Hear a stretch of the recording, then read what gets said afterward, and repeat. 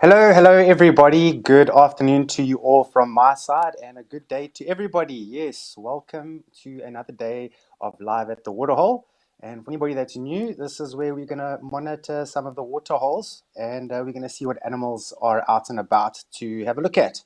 And so far, so good. We have two giraffes at Old Donyo in Kenya, and a nice place to start off at. So, welcome everybody. Ms. Andrew, welcome again.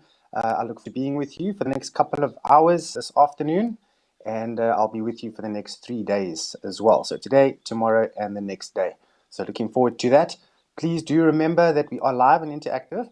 It makes everything so much easier if you all interact with us, and I can answer any of the questions that you've been wondering about. And if you'd like to register yourselves on the website, then you can definitely have access to that.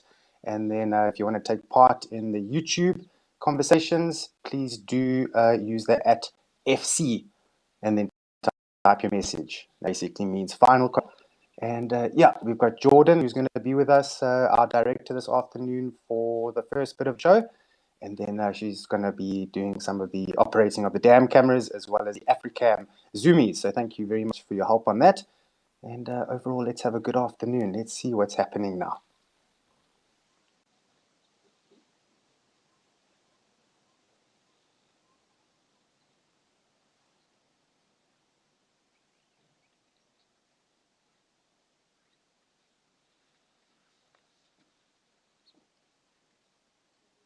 All right, it's always very nice to watch some giraffes, especially at this dam over here, as well as some looks like helmeted guinea fowls over there. But just a little bit of an update. There was a little bit of action here last night. So a lioness did manage to come to this very waterhole at exactly 12:02 a.m. So that was sort of last night, early this morning. And I would imagine the scent of that lioness is all around here. So it makes a lot of sense that these giraffes are very careful. They've definitely picked up on that scent, but they're not feeling threatened by it.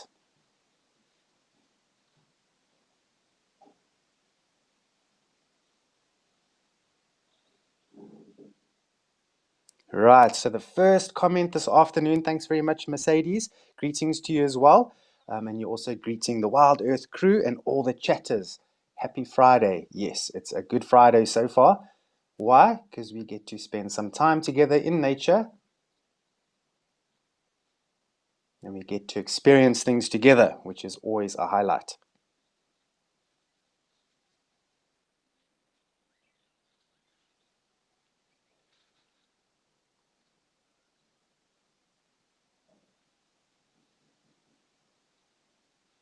All right, and as we're watching that one giraffe just bending down to drink, Caden is hoping for some furry Fridays or a furry Friday. You're hoping that's going to be today.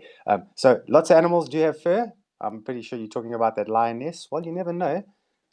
Could very well be laying within the nearby vicinity, but you never know. Could also have ventured off very far from this waterhole. You just never know. Animals do move large distances. They need to.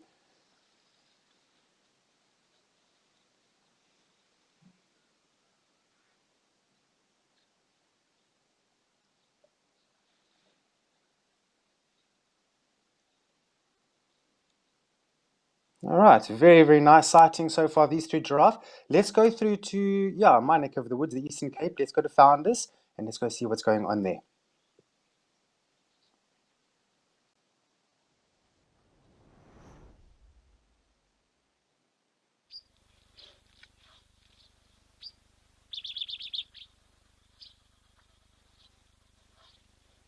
Oh, beautiful. Very nice. So far this afternoon really is doing well with all types of wildlife that we are seeing. So we're at Mantis Founders Lodge, which is in the Eastern Cape province, so not too far from where I am.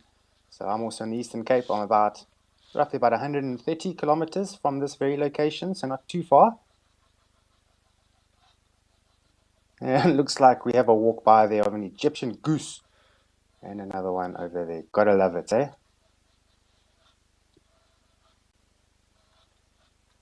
All right, so cow and calf over here.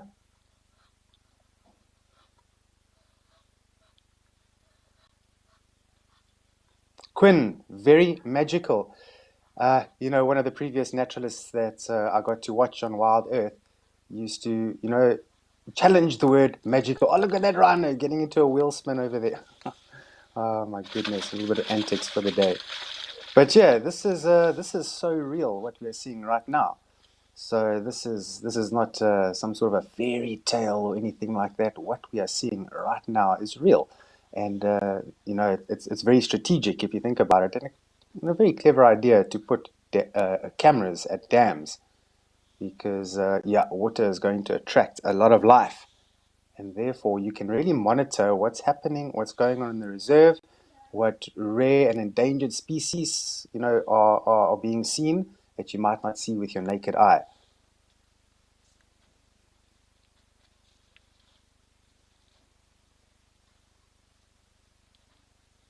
Catherine, your day is made, and we're only a few moments in. So I'm really, really glad for that. Let's hope that yeah, this ball keeps on rolling, which I'm sure it will. And at the end of it, just there's always something out there to look at, whether it be big or small, mammal or tree.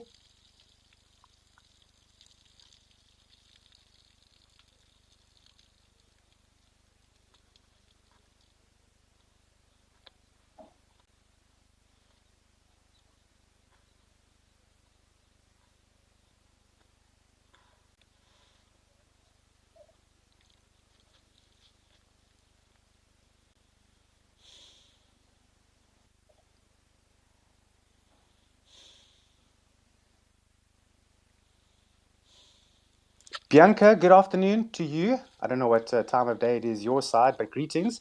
Not too well, yeah, well, they don't drink nearly as much as elephants do. Elephants drink a great deal of water per day.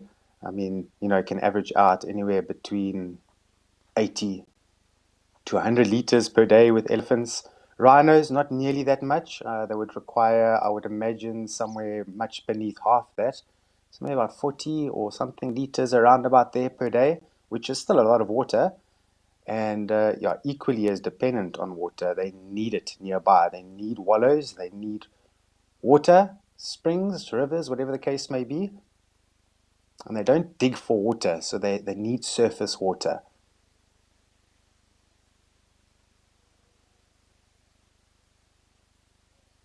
All right, that's a tree I know all too well. That is the sweet thorn tree, very, very well known for the Albany area of the Eastern Cape province. I would say this is probably the most abundant tree out here, and good for it because many different animals use it for shade and then feeding as well.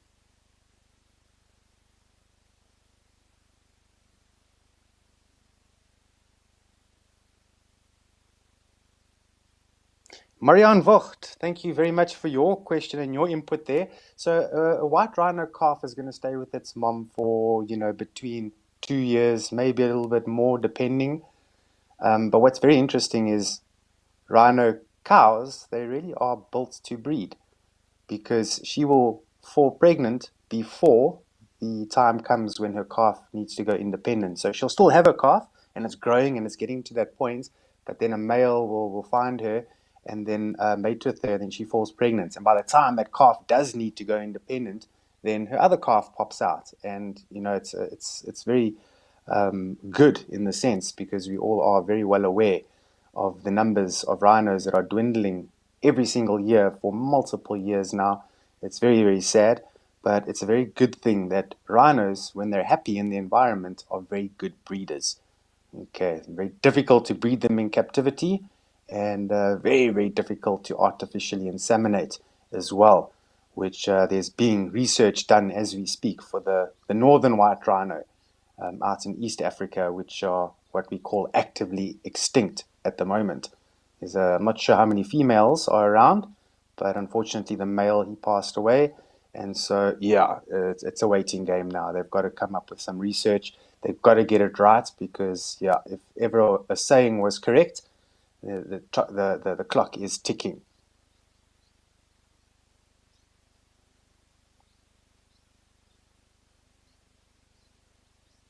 All right, very good. Glad we got that. But we're going to go back to Aldonio now in Kenya, and we're going to see what is there now.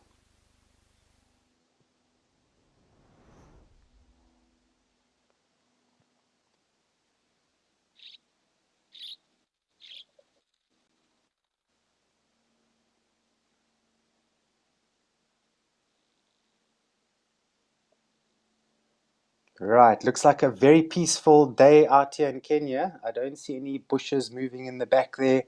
I don't see birds losing their balance. So it looks like a windless day out there with a little bit of cloud cover. It's a very, very pretty day.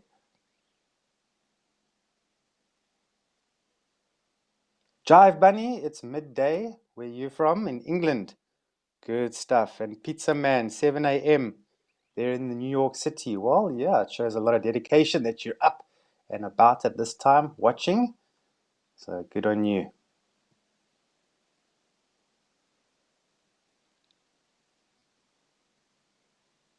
And Joanne Mello, you say 7 o'clock there as well. Already very hot.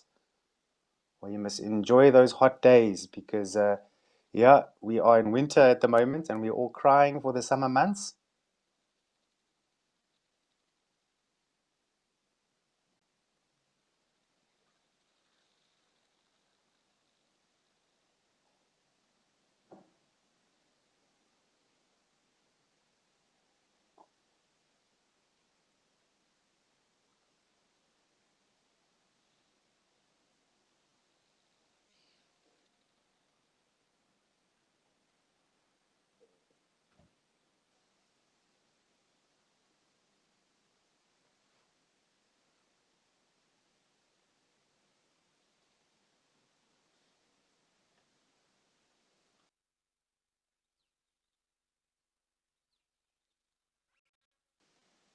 Right, some very good framing there. Very nice. Got a whole bunch of oxpeckers there. Red-billed oxpeckers doing their thing.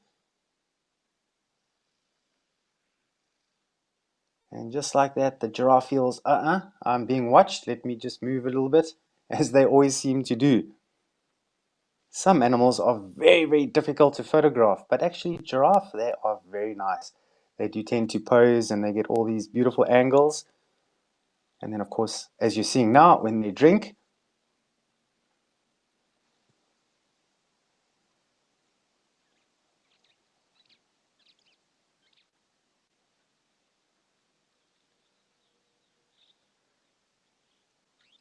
not an easy thing to do when you're trying to drink and you've got a whole bunch of red-billed oxpeckers running over your face.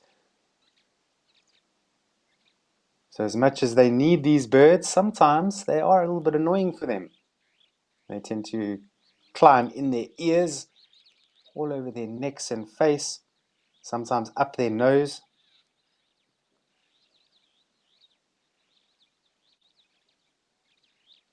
Quinn, I'm very glad that you found a way to unwind, and Wild Earth is your way. So very good. That's very important in life to find, ways just to relax. It's very important. Life can be very, very busy. Life does have challenges and so on. And to find a way just to sit back and enjoy and relax and spend time in the bush. Good stuff. Linka, that's a good observation you've made. So, yeah, you don't see too many oxpeckers sitting on predators, especially, lion, leopard, cheetah, and things like that, because they are very, very clean animals of parasites. And so they're constantly grooming them off. So there's not a lot of ticks available for the oxpeckers on quite a few predators. But now, when you come to an animal such as a giraffe, all right, so giraffe, look at that body design, look at the anatomy. This animal cannot reach certain parts of its body, so those parts become infested with ticks. So they need those oxpeckers and other animals as well. But when we look at certain predators, there are ticks on their body. Oh, I've seen a crocodile at close range, and you cannot believe the amount of ticks that they can have on them. I saw a Cape cobra and a Mozambican spitting cobra, obviously different times.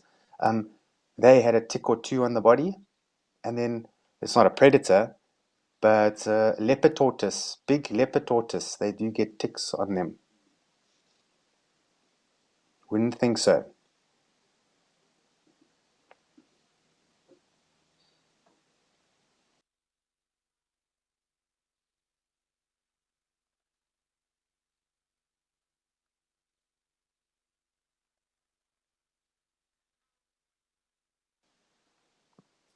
Bianca, I know it's very fascinating to think that certain reptiles do get ticks. It's very fascinating. So for the most part, their bodies are very well protected with scales, but between those scales, there are going to be capillaries and blood vessels and things like that. That ticks they've figured out to get onto. But in the the view of a tick, I wonder if it has a preference for warm blood or cold blood, or it just doesn't matter. Look at that giraffe. I don't know what he's seen over there.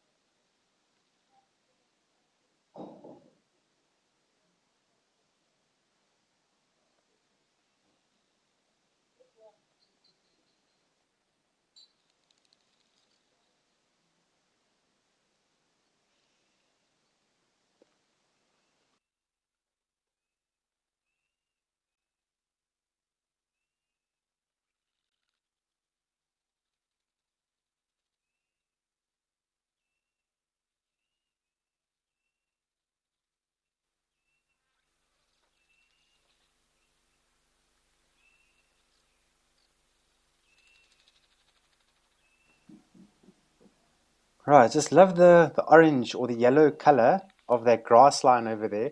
But overall, the bush is looking in very good condition. Yeah, the tree line, if you have a look there, it looks pretty dense. Of course, whenever you get to a waterhole, you are going to find that there's quite a bit of erosion.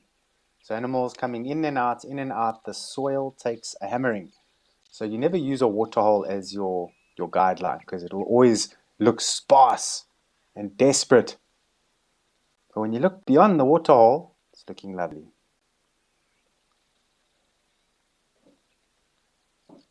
So superb starlings around here.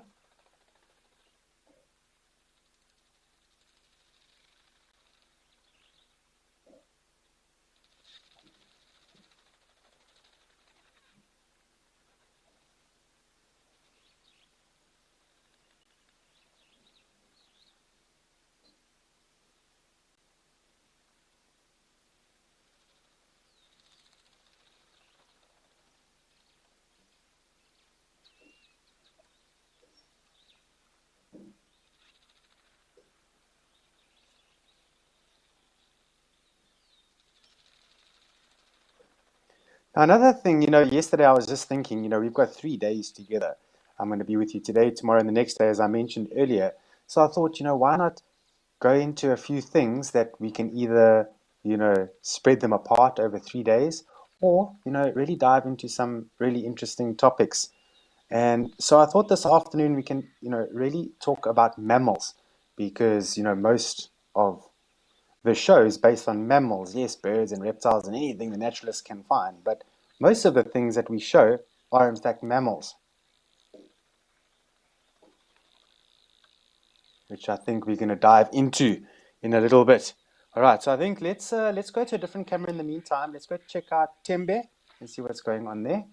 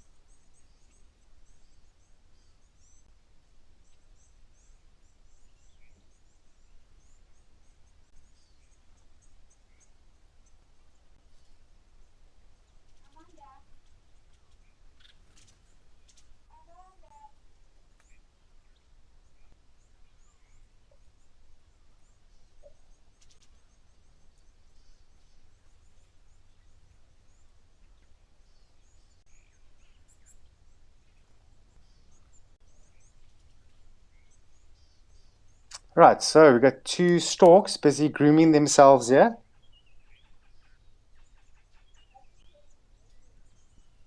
Okay, and looks like two woolly neck storks having a good time, spending a little bit of bonding time here together because they are monogamous. We keep hearing this term when it comes to birds, monogamous, monogamous, monogamous. But it's a very interesting behavior with birds that 70% roughly of birds in South Africa are in fact monogamous. So they form a bond with each other and they spend a lot of time, with each other where just be standing around like this, sunning, grooming, feeding, flying, obviously mating, and so on.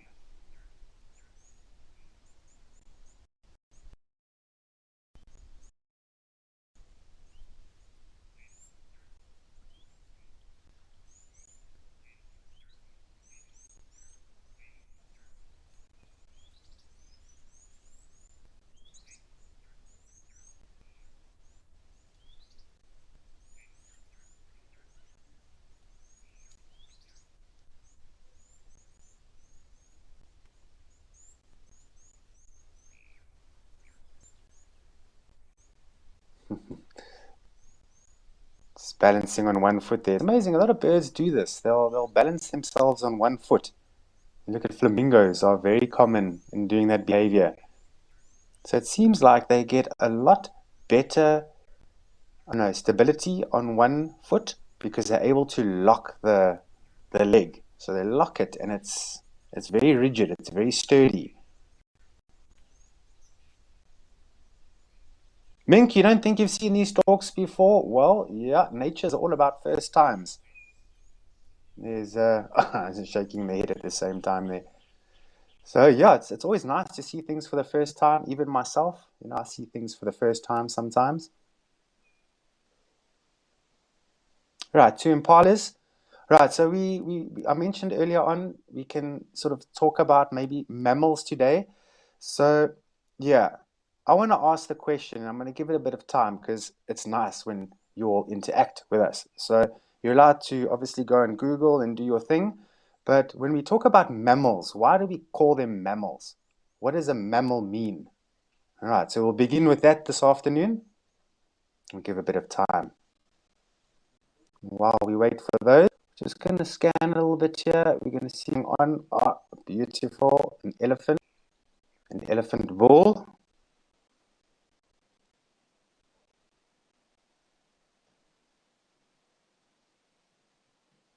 Digging out that little piece of bank over there, loosening that soil so you can chuck it on the body. Simple as that.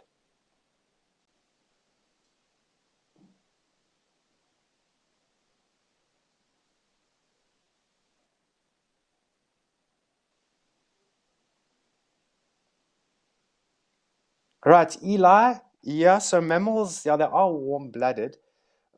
That's quite correct. But the meaning of mammal, where it derives from, where the word mammal derives from, I should have probably have explained it better the question before. Sorry about that. So yeah, just think about that for a little bit of time. Have some research there. It'll be nice if you all use books and things like that, because on your way to reading towards the answer you want, you read a lot of things that might not be related, but you're learning. So, but you can use Google, I guess. That's all good. Mammal. Where does the word mammal derive from?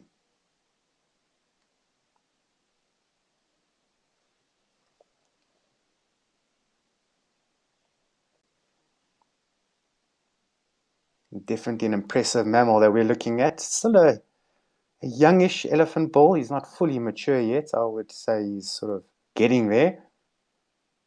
Obviously, just past that teenage stage, but not quite fully grown adult.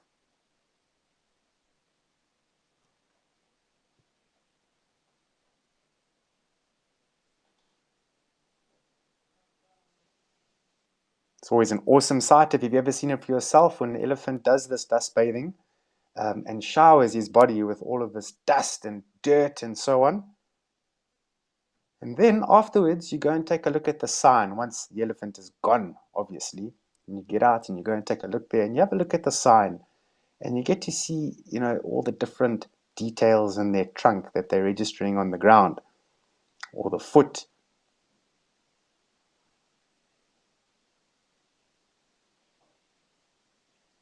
Right, so yes, we have the first correct answer. Candace, good, good. Very, very one. Very, very good one. And then Ray Joubert, thank you. Also very, very good. So we have two correct answers so far. Let's give it about 5 more minutes.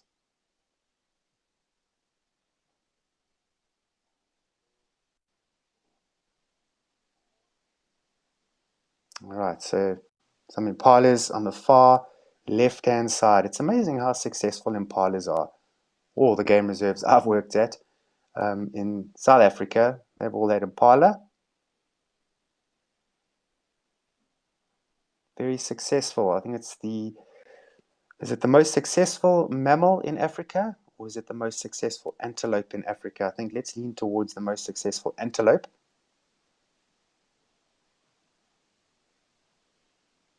Mercedes, correct answer, your side as well. Thank you.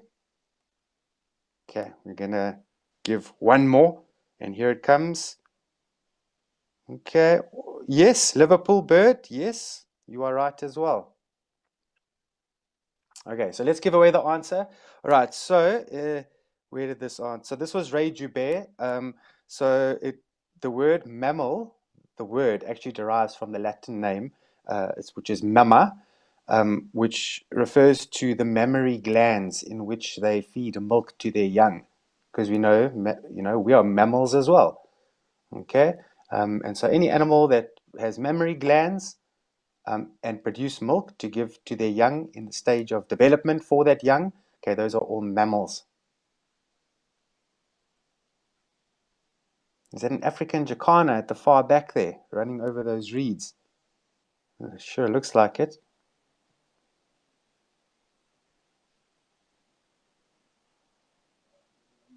All right, let's move around to the side.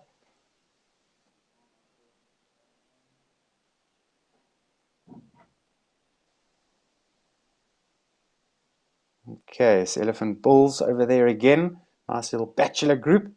Friends, buddies, if you will.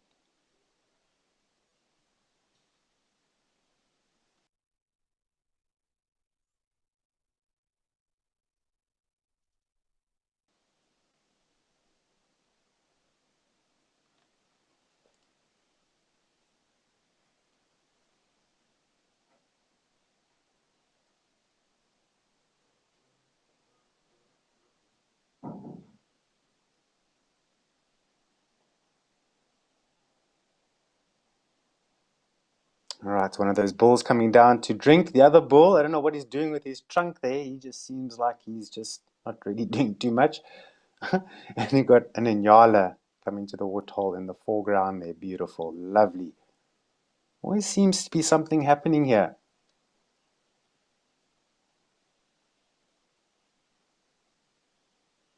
All right, great. I think we've had a good look at these bulls. Let's leave them in a little bit of peace and quiet at the moment. We're gonna head over to the Lady Dam now.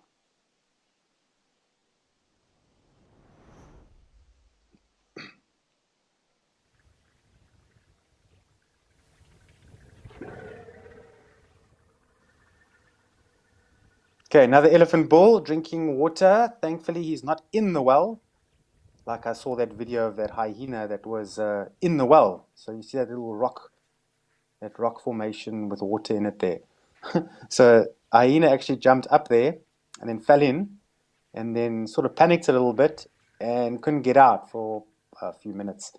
The other hyenas, they were just watching and just really not doing anything to help. And I thought that was pretty funny. When this hyena eventually jumped out, I mean, yeah, it's not a very place to be in if you're a hyena in the middle of a well.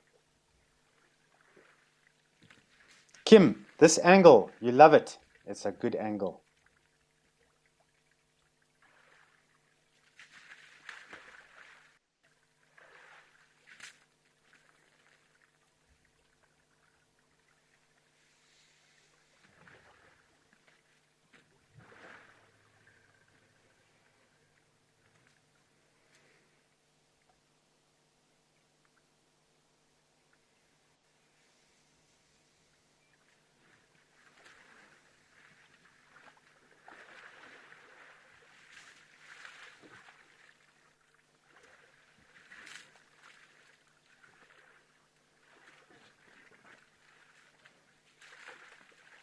Catherine, I 100% agree with you. I know quizzes are a good way to keep everybody interactive and, giving their input and just getting thinking.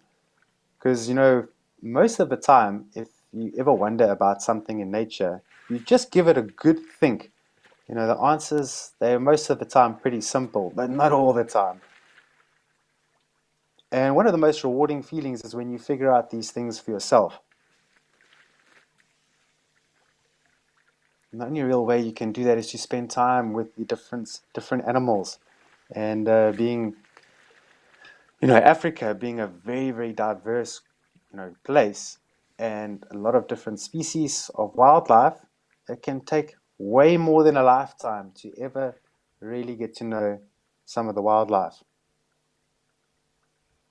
You look at some people that have spent an entire lifetime in the bush and has only seen a certain animal once, or none, or twice.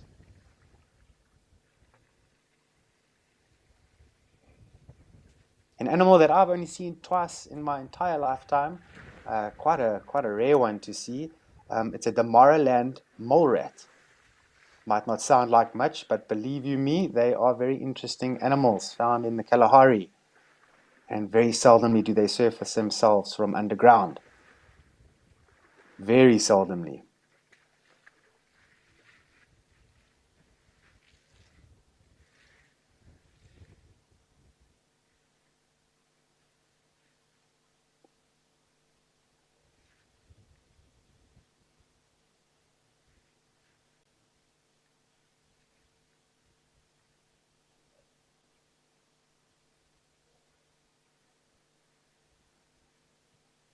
Okay, so that elephant, that younger elephant that's on the left-hand side, you see how he rests his head on the well. So they often do this. You watch elephants, if they can, if they're not planning on moving and walking, they find ways to rest their heads sometimes. I've seen elephants do it on termite mounds, on trees, and in some very, very rare cases, on top of vehicles.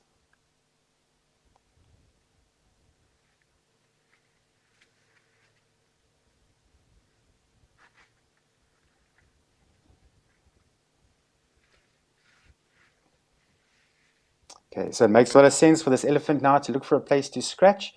If you ever get to a waterhole and you see an elephant, throwing mud on the body, just stick around for a little bit more. When that elephant is finished in the mud, it'll go to the next nearest solid thing and it's going to give itself a good scratch.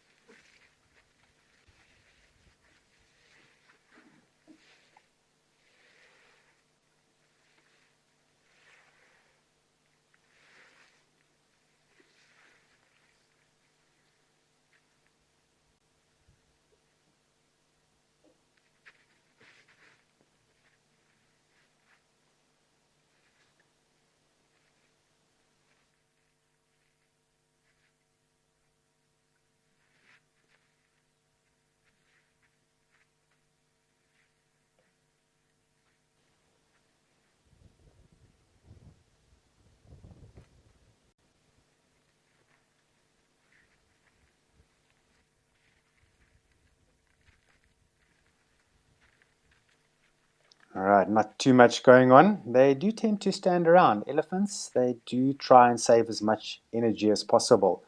And this is very evident in what they're doing now, just resting and just standing around, putting their head on top of the well and so on. But animals have got efforts to save energy in so many ways. Some of them are so subtle. And when we think about it, when you're saving lots of energy, that's good. But if you're saving little amounts of energy and lots of little amounts of energy in their efforts, at the end of the day, that adds up to quite a bit. And it all adds up to something for every single species of wildlife.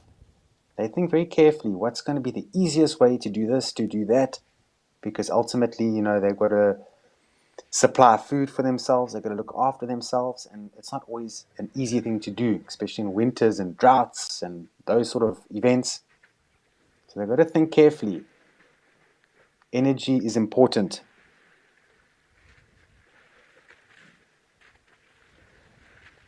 Joanne, that's a good observation. You have noticed that all these elephants are almost going straight to that well. So that well is going to be very fresh water. It's going to come straight from underground and it's going to be clear, fresh, crisp, cool, and that's what they're after. So that water that's now muddy, full of muck and so on, no, that's not ideal drinking water for elephants. They're very fussy. They're very, very picky when it comes to water.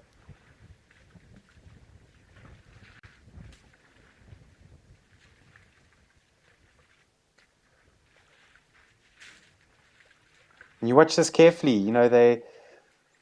I've seen this before in Mashatu, Botswana, where there's a spring that overflows and it's found the easiest way to go down the land and it's formed this very long stream, a spring-fed stream. It's not deep, it's very shallow, but it's clean.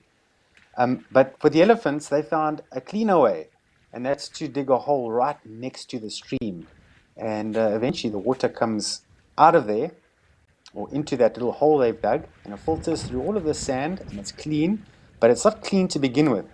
And you watch the elephants, they wait and they let all that sediment go down. And then what's left is crystal clean, beautiful, to die for water. And that's what they drink. So they're very clever in that sense.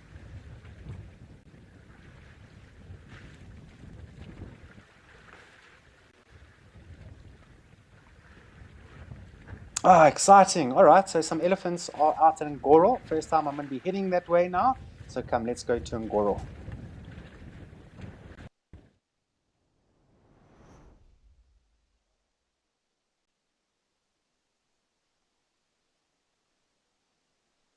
All right, Nkoro Bush Lodge, Sabi Sands, beautiful area. Yeah, I'm actually going to be heading into the Sabi Sands in September. Looking greatly forward to that. And no wonder why. Look how many elephants are here. Some plain zebras, impala, some blue wildebeest, and some beautiful bushveld, including an elephant calf.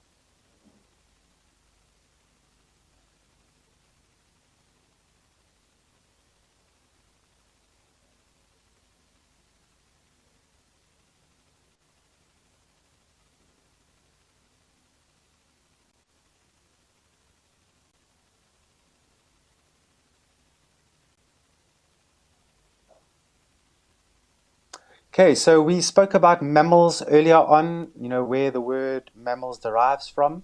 So we've got that down. So now let's go a little bit more into it now. So now, when it comes to mammals, they are essentially broken into three separate groups. Okay, so let's do some research on that. So we know what mammals mean and what makes a mammal, but now what types of different mammals are there? And there's three groupings of that. So yeah, let's get cracking on that one. We're going to give it a little bit of time and give you some chance to do your research.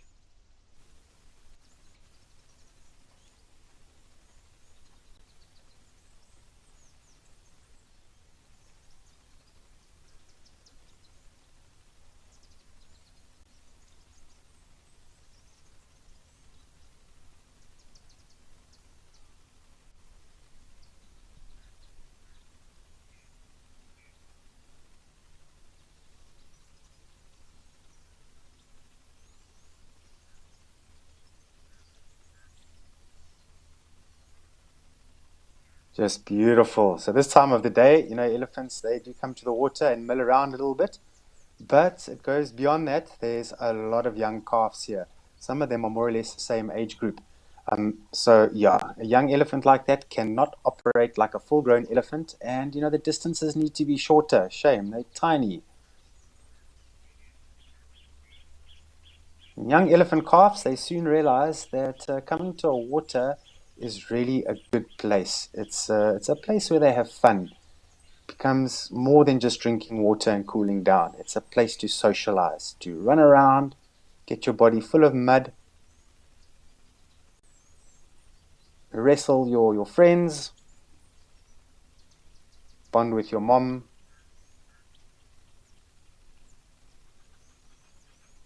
My goodness, this is a very successful breeding group. Look at all these calves over here. Wow.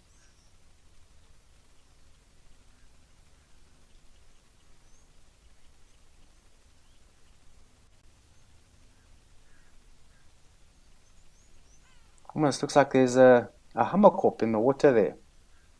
Yeah, definitely a hammerkorp having a good time in the middle of the water, having a good sighting of these elephants. Can you imagine if you were that hammerkorp? My goodness, life would be good.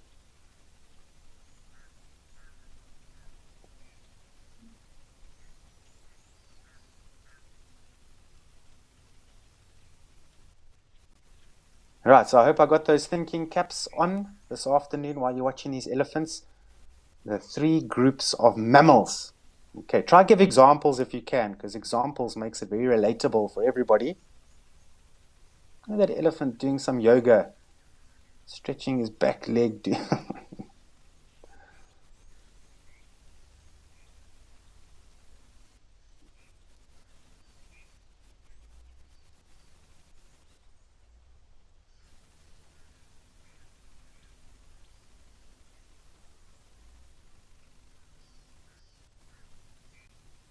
So this mud can be very challenging for these calves. Sometimes they even get stuck in the mud, and they just don't have the strength to pull themselves up. Because what happens is when they get stuck in there, and yourselves, if you ever get stuck in mud, you create a suction, and to pull out of that suction, if you don't have the strength, you're not going to be able to pull yourself out of it. But then what will happen? It'll give a bit of a squeak or a little trumpet, and then the mother will literally come and push it out or pull it out, whatever is easiest. If it's not easy, multiple elephants will come along and just help out.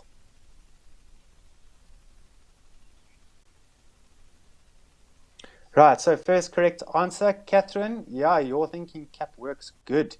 So you've got the first correct answer. See if you can, I'm going to give it a bit more time, but see if you can give a few examples of what you've mentioned now. But spot on, well done.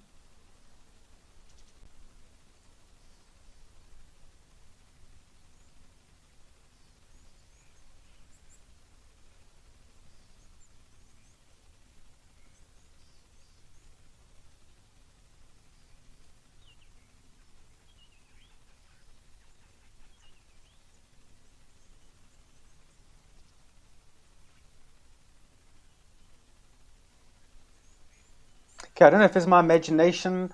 Maybe some of you can help me out here, but the bush seems very, very dry at the moment, which is normal. Most of the rainfall is going to be in the summer months in this particular region. And when it rains, oh my goodness, does things start to really green up.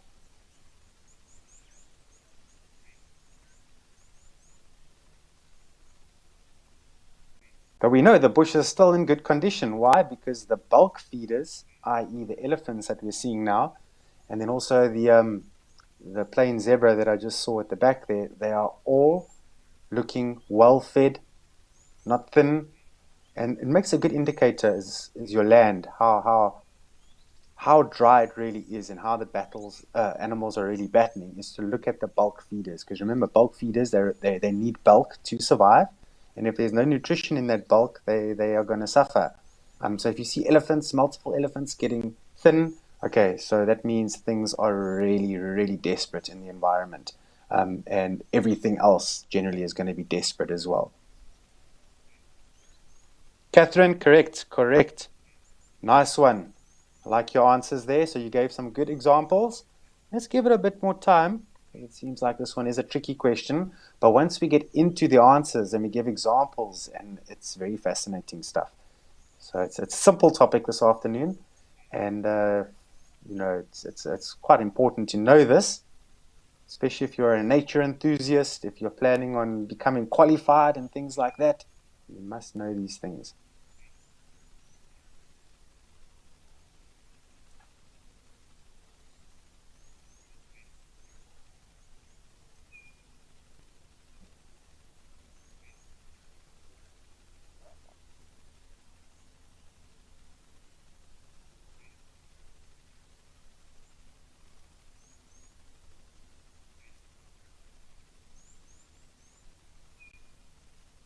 All right, Beautiful. Look at this family group. We can almost take a family photo here. They're so crunched together. What they're doing is they're keeping those calves. Looks like they're trying to keep them shaded and well protected because I don't think they plan on moving anytime soon. So let's just get the calves in a nice straight, safe position while we just stand around, enjoy the sun, enjoy the opportunity to go into the mud.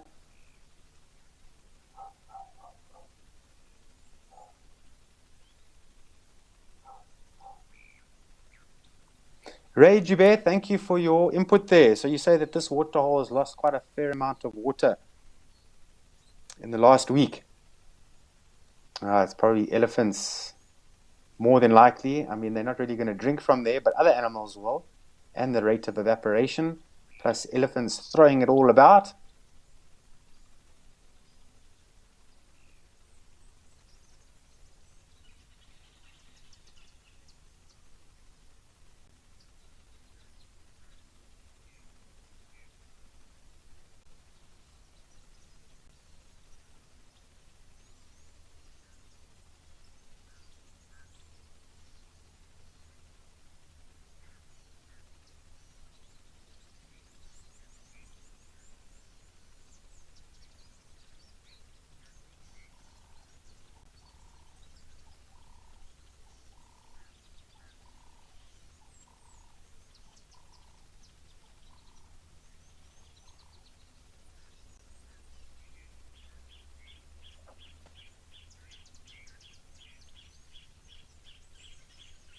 This is really fascinating to watch this. I'm trying to see how many elephants. I don't think by looking at what we have now, we're going to be able to accurately count because some of those calves are so well tucked in there.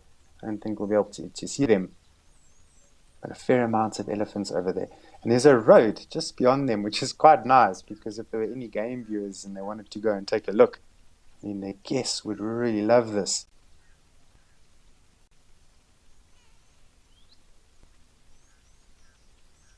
Hey, Catherine, thank you for that. Yeah, you're saying that you don't think that this waterhole is pumped. Not all waterholes in these game reserves are pumped. You know, some of them need to be seasonal. Because what happens is, I mean, ideally, you know, for an animal, it would want water throughout the year. But it's not always a good idea as a reserve because remember, you know, game reserves do have fence lines and things like that. So animals, they can't really migrate or semi-migrate or whatever the case may be to go to, you know, greater areas much further away. In certain areas they can, but for the most part they can't. So reserves need to think carefully because they can't supply too much water, just enough for them. And this is so that you don't confuse them. And in the winter, there must be a water stress. The animals must feel that, hey, times are not what they were. It's not summer anymore. Water's getting less. The bush is drying up. And so they need to behave accordingly and adjust accordingly. Water is freely available throughout the year. I mean, they're just going to give birth and just, you know, continue to breed and breed and breed. And then eventually you've got dry bushveld through a drought. And then you've got all these calves that need you know, feed and milk, and so animals need to adjust accordingly.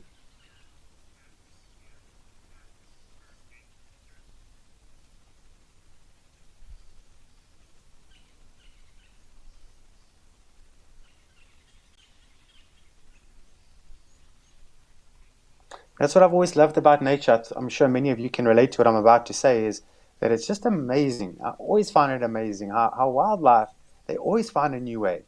I mean, they take a situation and they just get through it. You know, we don't ever really feel the harms of drought because we don't go out there and forage for our own food and have to source our own water.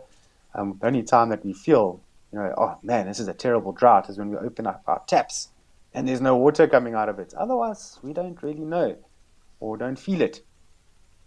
But the animals, they find a new way every time.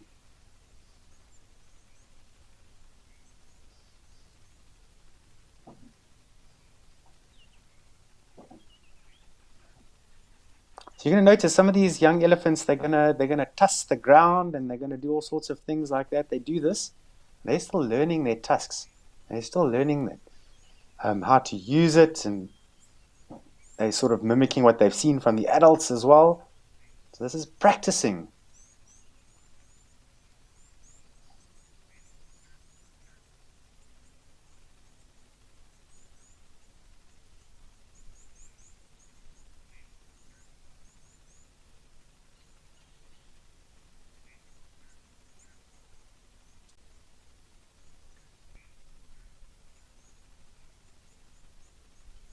Okay, so earlier on we spoke about mammals, okay, and what it means to be a mammal, being that obviously you're going to produce milk through mammary glands. That's what makes a mammal a mammal. Right, now I asked the question, which Catherine got the examples right, and the answer right is to sort of the three groups as to we classify mammals. Okay, so the most common group is going to be the placentals. Okay, so an animal that has got a placenta, and those are placental mammals. Okay, so we've got placentals in Africa. So the mammals that you see, all of them are placentals. Okay, and then there's another grouping which is less common, and those are the marsupials. Okay, so marsupial, when it's born, it's extremely small, tiny, very, very small. And it finds its way to the mother's mammary gland in the pouch, and it grows slowly but surely. But when it initially goes to the mammary gland of the mom, you must have a look at what the size of that marsupial young is, how big it is. It's very small. And so it finds the mother's mammary gland, latches on, and then grows within the mother's pouch. Okay, those are marsupials. Okay, and then an even less common type of a mammal, and these are very interesting ones. And how this animal has gotten to this point where it does what it does is incredible. And those are the monotremes. Oh, that elephant fell in there. Now, the monotremes are mammals that lay eggs. Can you imagine it? So, an elephant not being a monotreme, I wish they were, because imagine finding their egg in the bush. I mean, it would be almost the size of my car. I think that would be something else. So they are definitely not monotremes. Okay, so let's go through a few examples here. So the duck-billed platypus, you don't find them in Africa, nowhere near the African continent. Okay, those are monotreme mammals. Okay, a mammal that lays eggs. Very interesting. Then animals like koala bears, kangaroos. Okay, those are examples of marsupials. And then placentals, I mean, an African elephant, a lion, a kudu, an impala, etc.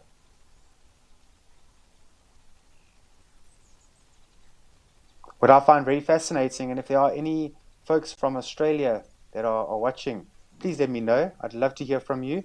But what I find very interesting is, marsupials and some of the monotremes occurring in parts of Australia, which originally, if you believe in the theory of continental drift, the Australian continent once being latched onto Africa and then broke away at some point. And it's just funny how we don't have any monotremes and no marsupials in Africa. It's incredible. Something to think about today.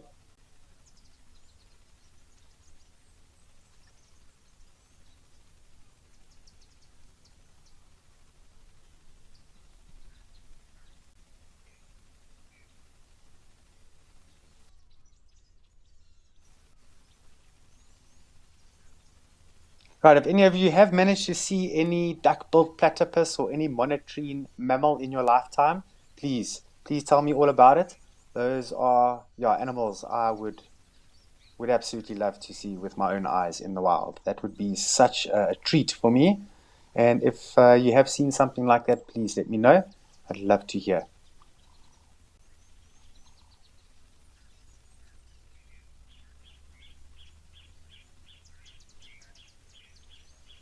Right, Donna Marie, I think some of the viewers would probably know the answer to this question much better than I would. So what I'm going to be saying is purely on guess, but I'm sure some of the viewers will let me know. But I would imagine, in this environment, if there was an extreme drought, which can happen, you don't know what the future holds with weather. And with all this climate change and things like that, it's a very real thing to think about. But if this area did start to dwindle with water and the water is really just disappearing, I'm sure they would make a plan and have to dig for the borehole or whatever the case may be. And some of the reserves out in the Eastern Cape have been forced to do that, especially the reserves where they relied on the Bushman's River, like Amakhala Game Reserve. Very dry, there's no water there, and hasn't been so well. Recently, they had some water go in there, but prior to that, it's like 7 or 8 years, bone dry, piping hot soil. So they had to make a plan. But those things become um, it becomes a what do you call an investment for the reserve. So if they ever had to dig for a borehole, even if they temporarily shut the borehole down, then they can always go back to the borehole. So it becomes an investment. All right. So yeah, we've had a good view of this beautiful family group of elephants. Thanks very much for that, elephants. Let's head over to Tau for some bird watching.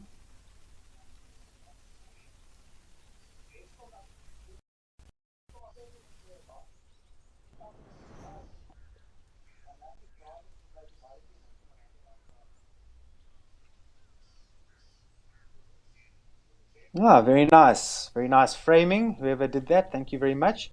Grey heron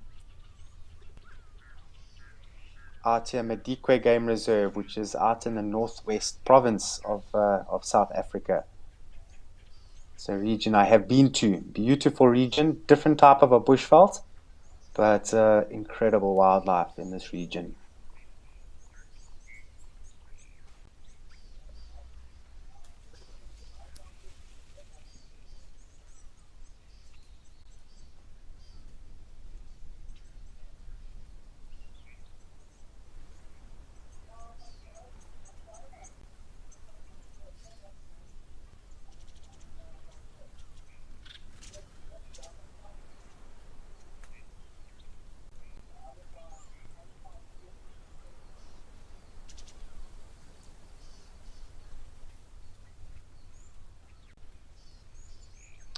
Okay, so this grey heron over here is looking a little bit different. You don't have that striking yellow bill.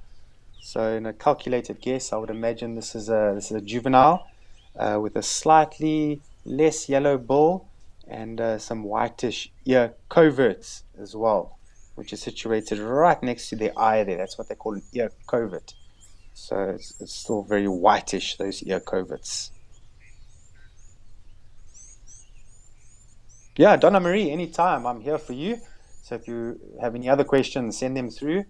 Gwyn is now the director on duty, so she'll gladly send that through to me.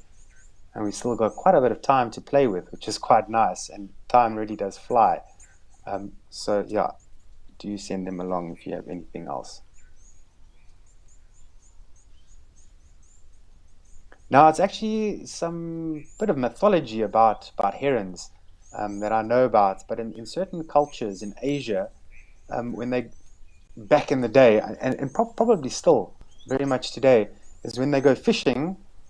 They don't look for fish in the water. They actually look for the heron. I think it's the blue heron that occurs there, but I'm not too sure. Um, and yeah, herons, they'll only go to the water if there's fish in there. If there's no fish, that heron will leave.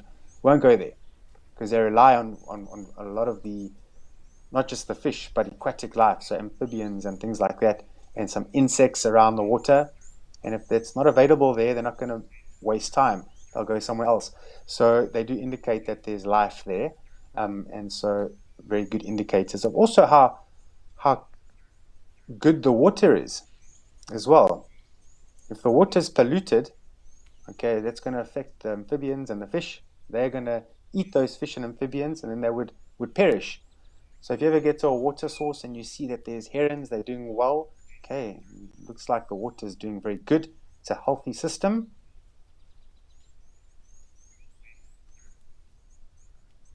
And certain people in Asia using them as indicators as to where the fish were. That's another heron species, not necessarily the grey heron.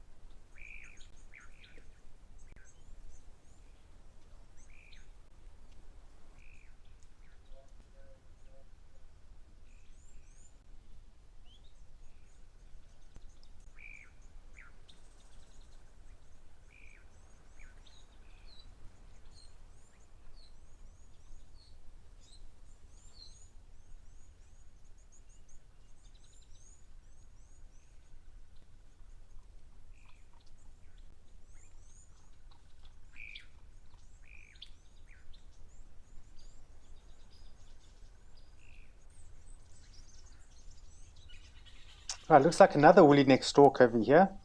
This one seems to be really fast asleep.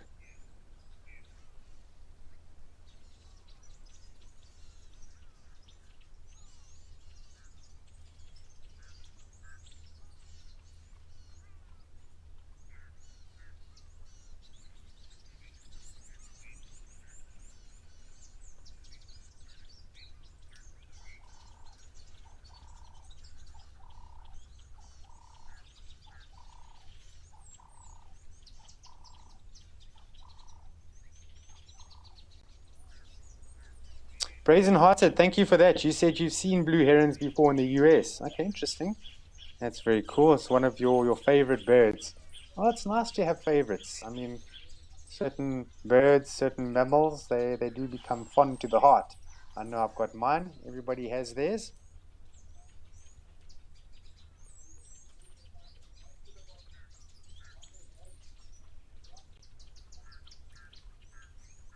Wow, Catherine, you are really doing some good research today. Thank you for sending this along. So get this.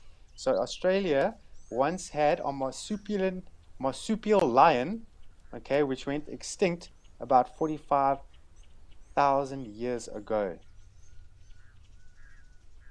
That's amazing. I must actually go and check out what that would have looked like. Can you imagine a lion with a breeding pouch? All right, African black crake in the background there. Nice little island to do some bird watching.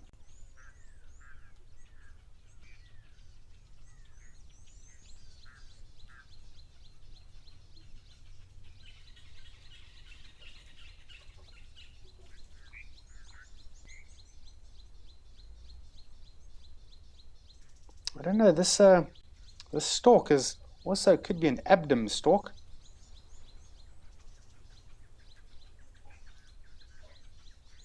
Yeah, I think it's more than likely what it is, an abdom stork, which I've only seen a couple of times actually. There's the African black crake on its own little island there.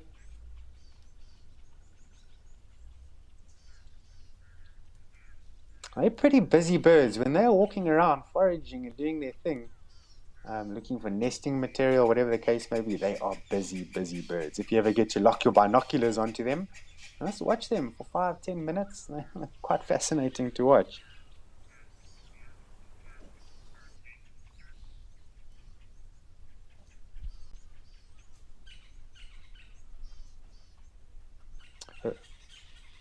Very, very cool.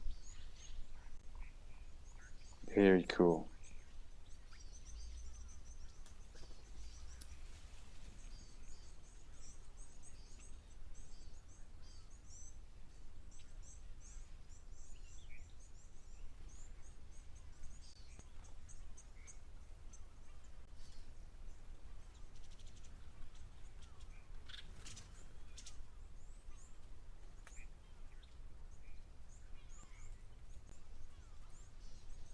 All right, so Gwen is trying to tell me something, but I can't quite hear what she's saying. So she's writing a message now. Ah, I see what you mean. Thanks, Gwen. So Gwen is moving the camera, or was moving the camera, looking for that crocodile, because we saw it here the other day as well. Always nice to see crocodile at the water. Makes you realize that hey, life is real. When you're an animal and you come to the water to drink, and there are crocs in that water, life gets real. All right, so there's the black wildebeest in the background. And it's an interesting little valley going into the bush there. Looks like it might be a cut line road or something. Could also be a fire break. I've noticed that at Madikwe they do have fire breaks because things are dry at the moment, and when you have dry wood all over the place, if that catches alight, or you can be in a little bit of trouble. Now, what do we have here? Some white-faced whistling ducks, and oh, is that a red-billed teal? Let me just double confirm. Definitely a teal.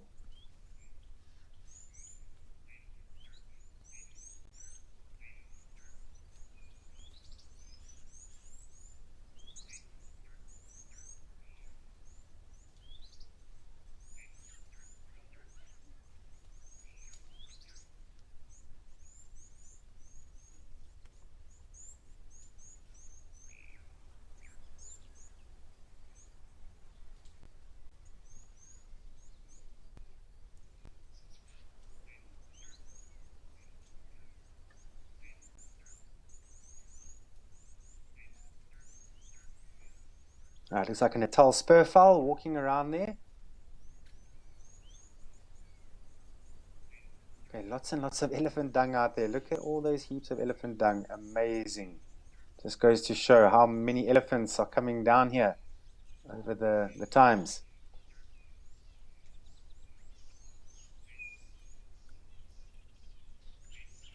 Mercedes, okay, so is that in California? Okay, CA must be California. You say you're partial to birds of prey. You enjoy seeing osprey and peregrine falcon. Yeah, we actually see the western osprey in my hometown every now and then, Port Alfred. Uh, there's also some crowned eagle that actually operates between my house, where I'm living, and Ralph's house, where he's living with his family. Um, we live very close to each other, and there's a like a koppie. A koppie is another word for, like a rocky outcrop behind both of our houses. And in those koppies, there's a lot of the dassies that are living out there. And we know for a fact that these crowned eagles are making the most of these dassies. And I was actually walking Maya, my dog, the other day, and something caught my eye just because I saw something very, very big in the water. I mean, in the tree. It was a crowned eagle. Sorry, this is not a white-faced whistling duck. These are African shell ducks that are in the water here. Yes, I really need to get a monitor. That's definitely going to be my aim for the next few weeks.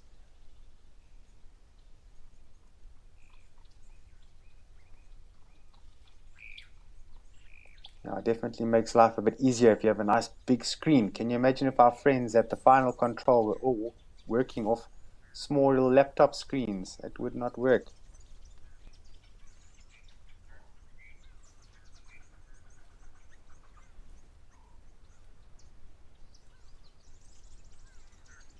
At least the final control knows what I want for Christmas this year, so we'll just throw it out there.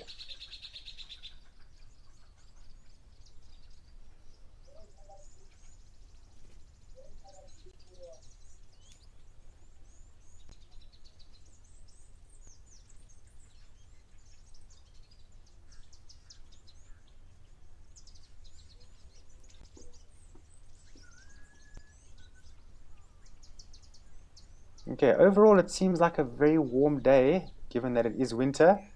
But believe you me, out in the Madikwe Game Reserve, it can get very cold. So even though it looks like a bright, sunny, warm day, it can be cold out there. I would imagine it's nice and warm now, given the time of day. But by the time these field guides head out on game drive this afternoon, it is cold. And as soon as that sun goes down, my goodness, if you do not have the correct layers on you, you are going to be uncomfortable. If I can give anybody some advice, if you do go on safari for the first time, just always take extra layers with you on the game drive. That is very important. If you are cold on your game drive, you're going to be really miserable. You're not going to enjoy it, and you just want to go back to the camp.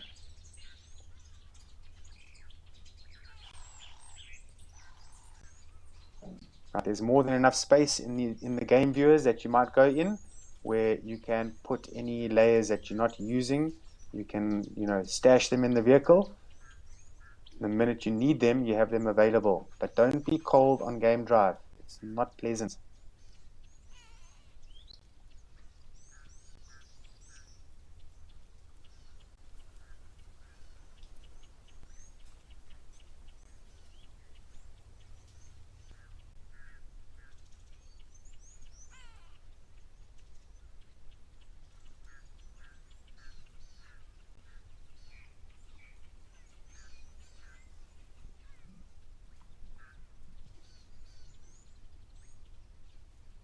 All right, let's move to the side a little bit. Let's see what's happening. Warthog. All right, so there's a warthog and a blue wildebeest and plain zebra in the far distance making their way down. Okay, so Gwen thinks she's found the croc. Is that the croc? We're going in focus, and that is definitely a crocodile. Got to make sure. You think you're seeing a crocodile? Make sure. Now, this guy likes to hang around there, I believe, because the last time I've seen him here was in exactly the same spot over here.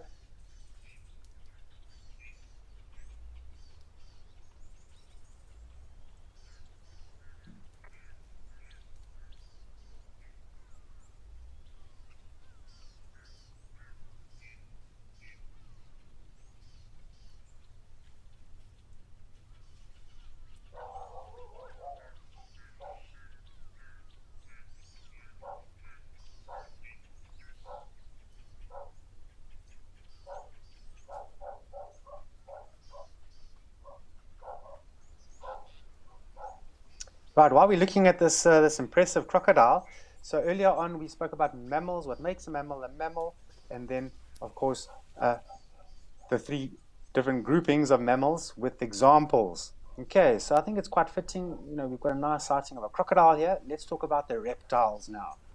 Okay, so what makes a reptile a reptile? Let's talk about that. Let's give a bit of time and see what answers you come up with. What is a reptile? What makes a reptile a reptile?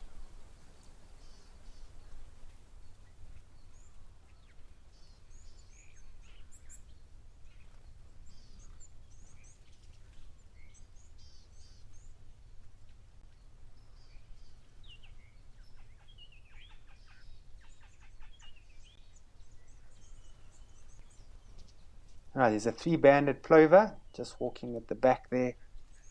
This is a very nice shot. This good for screenshots, good framing. Whoever it was, we get to watch the red-billed teal as well as this beautiful crocodile sunbathing.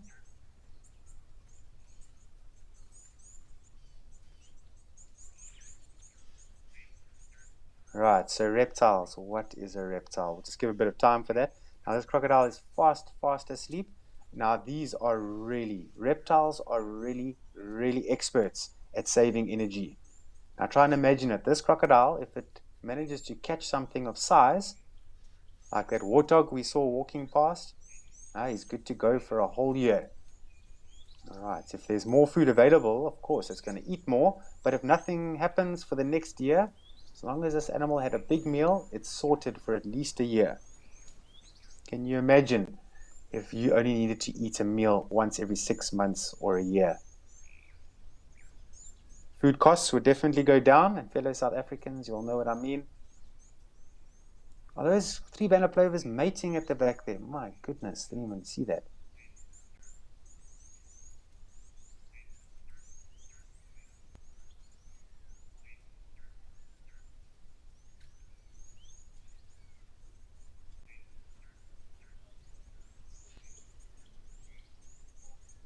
All right, take a look at those teeth on that crocodile.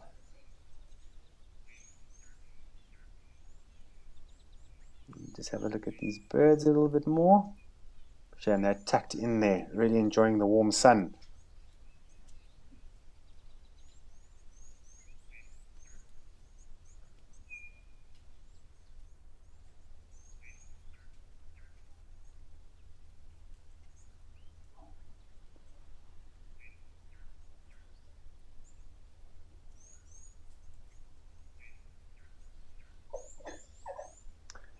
Donna Marie, Donna Marie, yes, they do live in and out of water, but that's not what makes a reptile a reptile.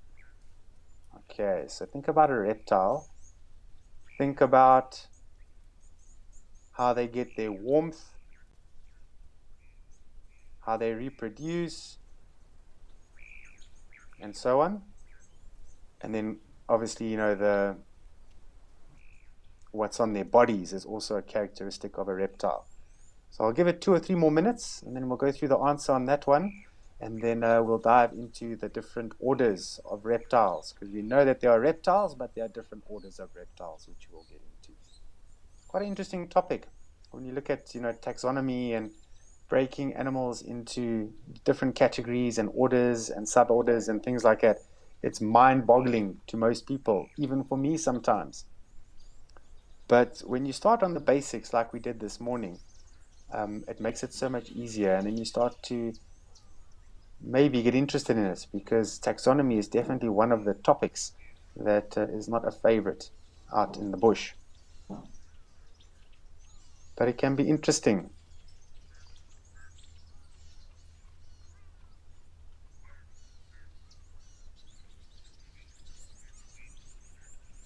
Okay, so let's go through the answer while we're here. Okay, so a reptile is an animal that is what we call an ectothermic.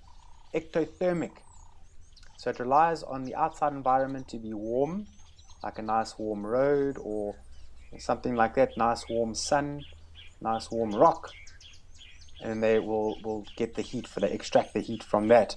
Also, they are animals that have got scales or plates.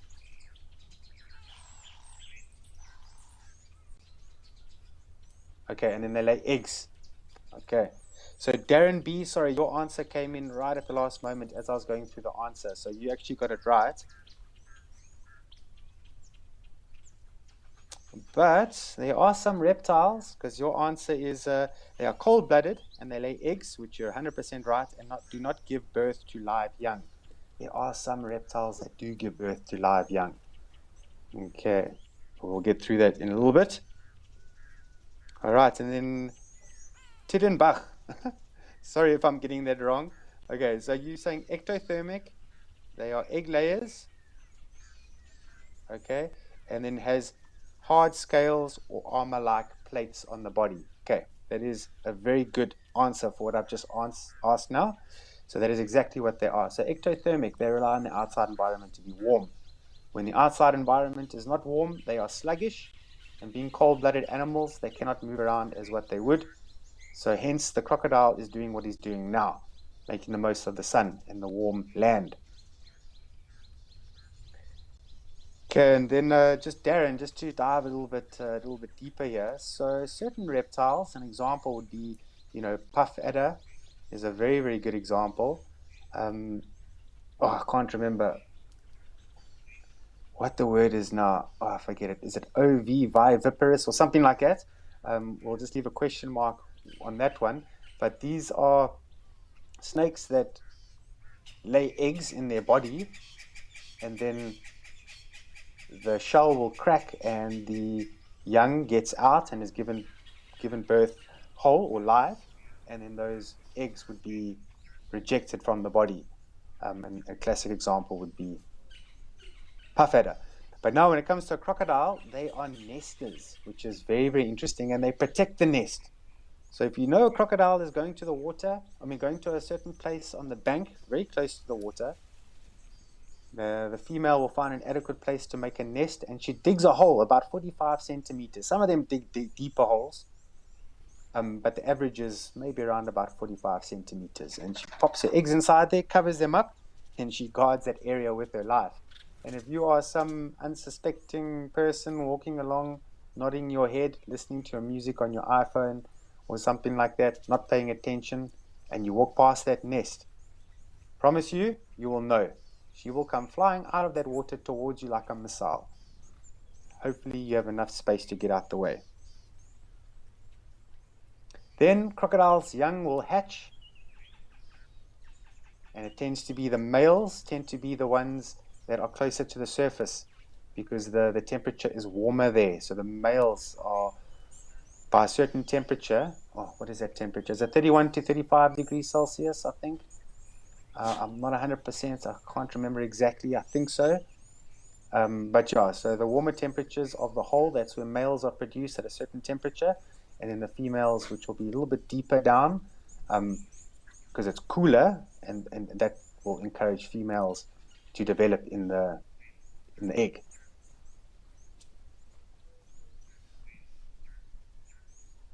Once the young hatch, they battle they just use a lot of energy to break out the shell with what they call an egg tooth, because crocodiles also have egg tooths.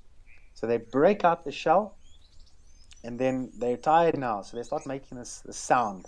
I can mimic it, but I'm not going to do it now because it takes a good few tries to do. And she hears that, and she goes to that nesting site, and she gently digs them out of the nest. And then she will take them in the mouth, and then take them to the water, and she's going to guard them because their biggest enemies are not too far away. Other crocodiles, water monitors, African fish eagles.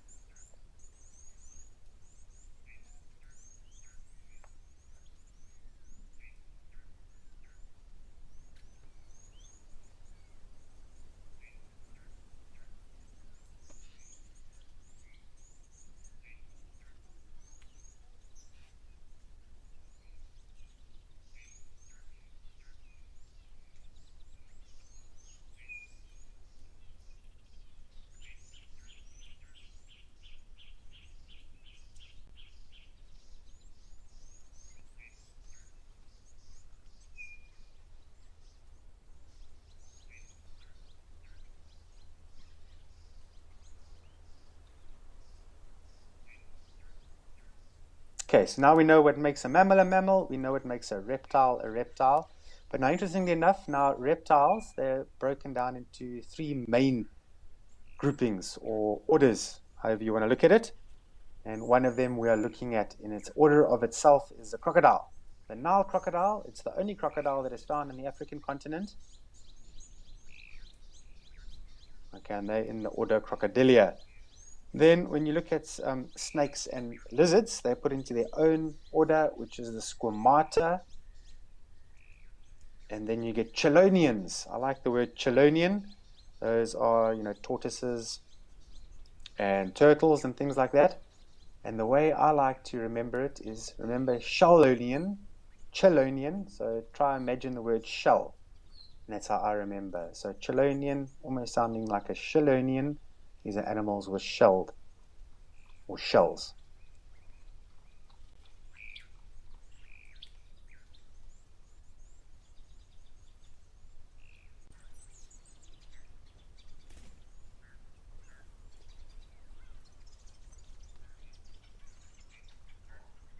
All right, looking at this crocodile, looking quite, I'm not going to say well fed, but in good condition. So when we think of crocodiles, we're thinking of them, capturing the big animals, the big mammals that come down to drink. But actually, 70% of their diet is actually fish, catfish. They love barbel.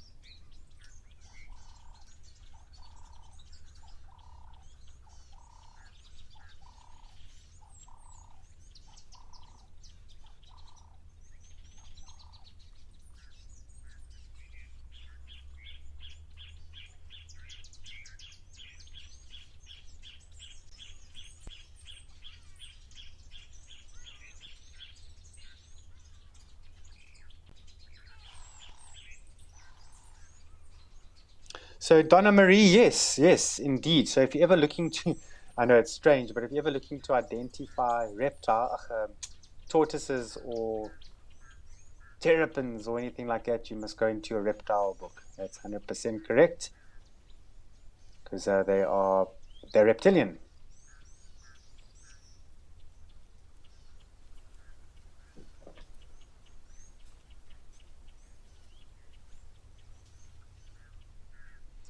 Okay, now the one thing that I'm sure everybody has at least taken a bit of time to look at while you've watched this crocodile are those teeth.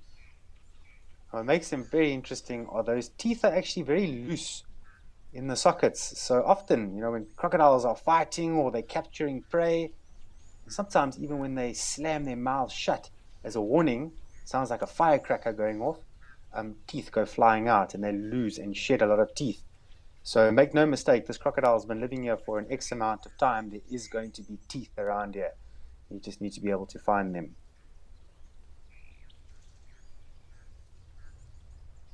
Now those teeth are never endingly replaced. So when one falls out, no problem. There's one that's a backup and that pulls forward, and that one will eventually fall out. Another one pulls forward all the way until the day the crocodile dies.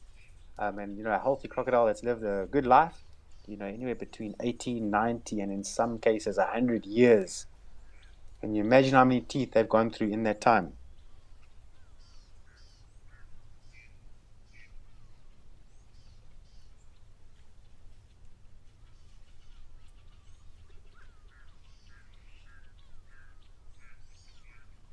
Yeah, eyes are open now.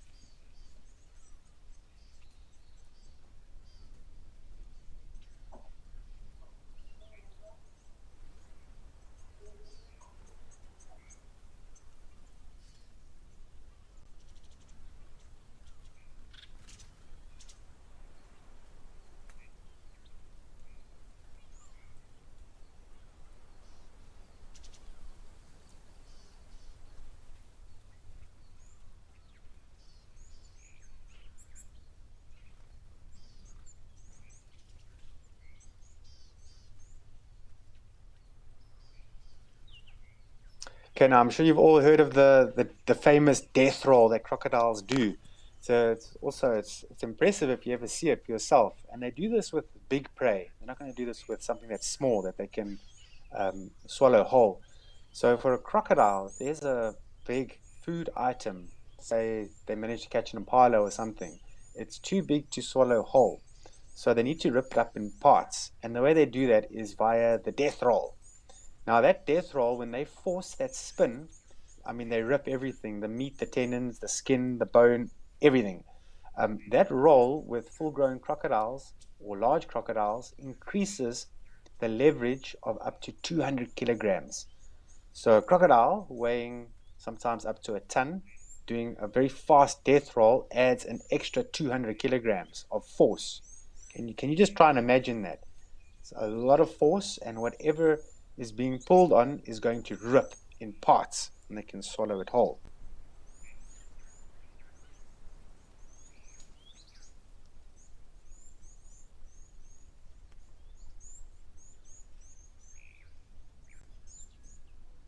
So Donna Marie, thanks for telling me about that. So you say your turtles' eggs are roughly the size of large jelly bean candies. And you're wondering how the youngster is able to, or the hatchling is able to get out that egg. Well, the presence of an egg tooth. Um, I've done a little bit of research on egg tooths before in the past. It's a very fascinating appendage, or a modified part of the crocodile or the reptile or whatever the animal is in the egg. Um, it almost is like a pickaxe, so they're able to get a fine point and manage to chip a very fine little hole in the shell, and that's what forces a crack. Essentially, once the reptile has got a crack in the egg, then they are able to muscle through that egg. But if the egg is not cracked, it's very difficult for anything to get in or anything to get out. And that's the whole point of that egg shell. Some reptiles have got very hard egg shells. I must actually give my uncle a phone call and ask him how tough an egg shell is of a crocodile. I actually should know this because my uncle he spent a bit of time breeding crocodiles, and some interesting stuff he's experienced over the 40 years of doing so. Um, and I got to, on numerous occasions, go into their dens and or their enclosures and pick out their teeth.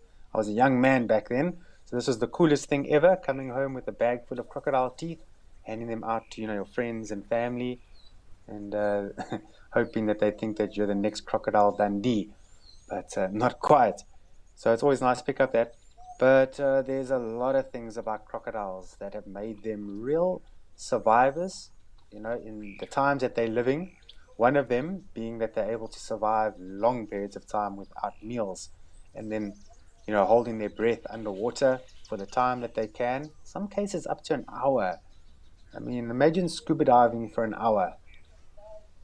So what they do is they'll find a nice little spot, and they get out of sight. So they'll sink all the way to the bottom, and they just sit there. As long as they're not moving and expelling energy, the longer they're able to hold their breath.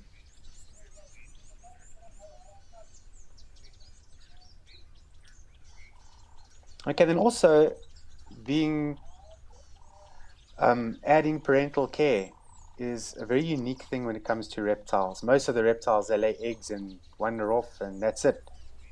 The young will need to defend itself from hatching. But with crocodiles, they have the assistance of the mother for some time. And when things really get hairy, they go all the way into the mother's mouth, and they'll hide out there.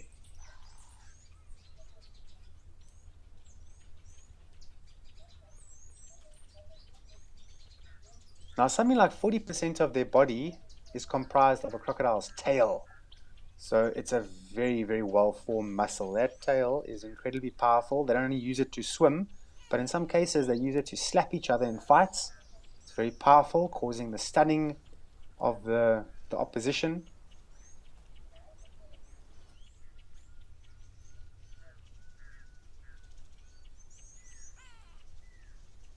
Yeah, pearl-spotted owlet in the background there. This is cool.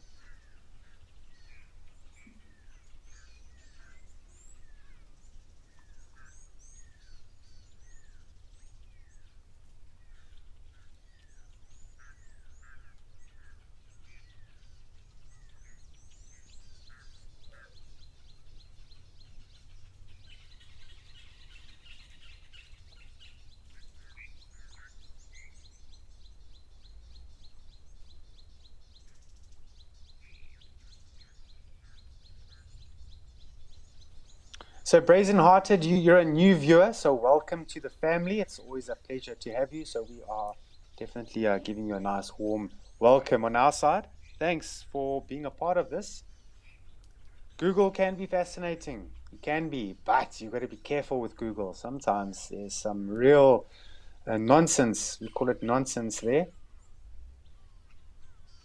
Depends where you're looking. When it comes to the African wildlife, if you're Googling, anything written up by national parks or, private game reserves, those are very trustworthy places to get research from.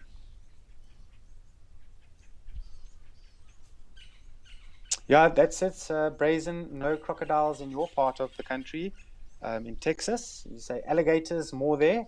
And then, of course, in Africa, we get no alligators as well. So it's a little bit different, crocodiles versus alligators.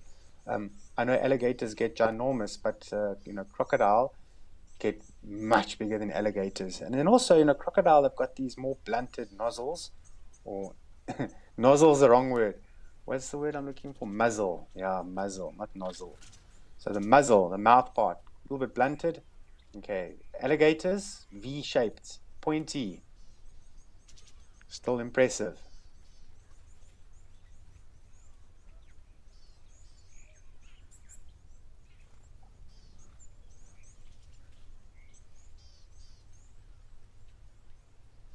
Okay, then also I remember a few years ago there was a lot of research being done in crocodiles because the one thing that is clearly noticeable with crocodiles is when they're fighting or whatever the case may be and they've got into a big brawl, and in some cases they lose a body part. Also, when they're smaller than other crocodiles, sometimes they get attacked and they lose the arm, they lose the tail, they lose both arms, whatever the case may be. And then you look at that crocodile, it heals and it seals over, and the crocodile carries on. It carries on living, doing its thing. So there's obviously antibiotics in the body that, I mean, the animal can get severely, severely injured, can lose a limb in one clean bite, and the body's natural antibiotics keeps the animal from dying. So many years ago, there was some research being done. If they can't somehow manufacture these type of antibiotics or harvest them to help cure people with bad cases of cancers and things like that, potential cure for HIV and AIDS, they believed back in the day. Isn't that fascinating? So no wonder crocodiles have survived for, is it 70 million years or something like that? Somewhere along those lines, they have been surviving. So they are living fossils as we see them.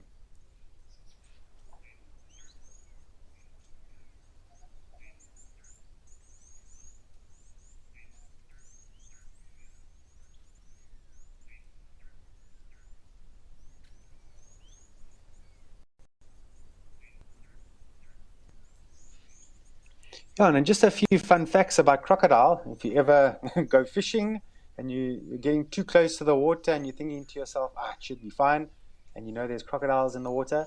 Okay, just a fun fact. Crocodiles, they're able to launch themselves 2 meters from the water, and these are big, large crocodiles. So 2 meters from the water in a quick launch burst.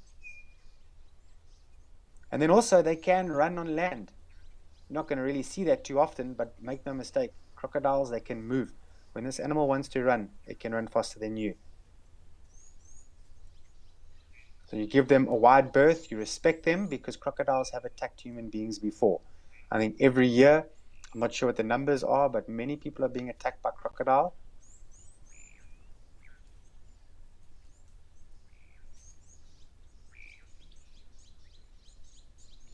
All right, so we've had a good look at this crocodile. Thank you for that. I'm glad we were here. Right, we're going to send you over to Jabalani now. We've got a different type of a reptile we want to show you. So let's head off there.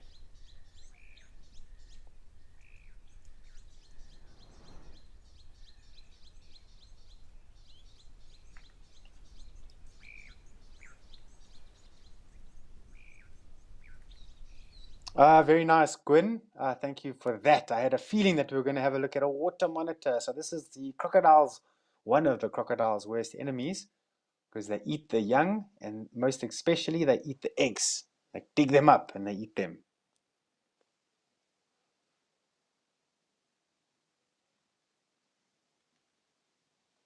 Difficult to get a size reference here. I reckon it's very difficult. I don't think this is a full grown, not nearly a full grown. This is still a youngster. And they get pretty long, much longer than that of the rock monitor.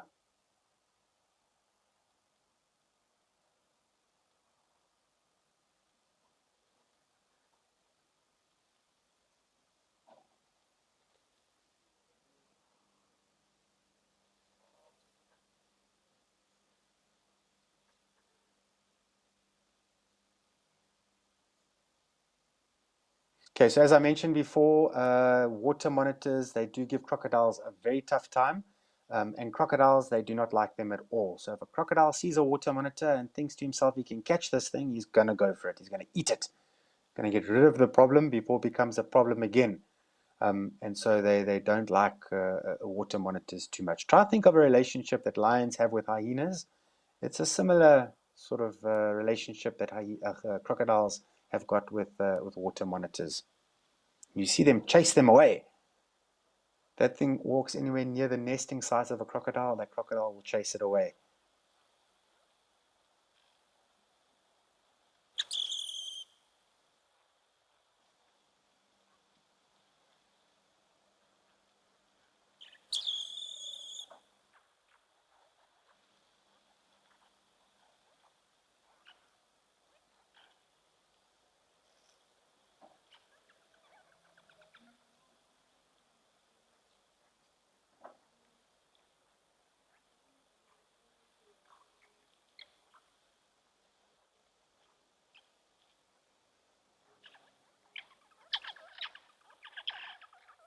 Right, so I think this is a lovely little log for this water monitor. It's almost level. When you think of level surfaces, those are the surfaces that get particularly warm. So it makes a lot of sense that this water monitor wants to be level. Make the most of that warm sun, get nice and warm, then you can hunt, you can swim, you can walk around, you can run from predators and so on.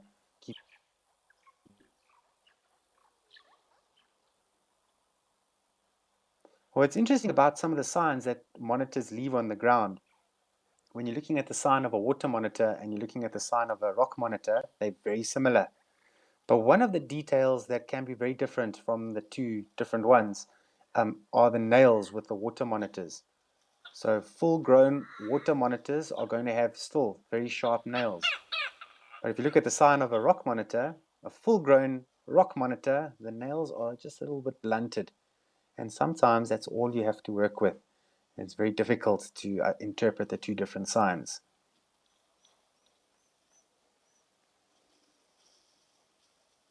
But one of the common signs, if you ever see like a straight line across the road, looks like someone dragged a stick across the road. Look carefully. Sometimes you see little footprints next to it. Okay, and it's more than likely a monitor of sort.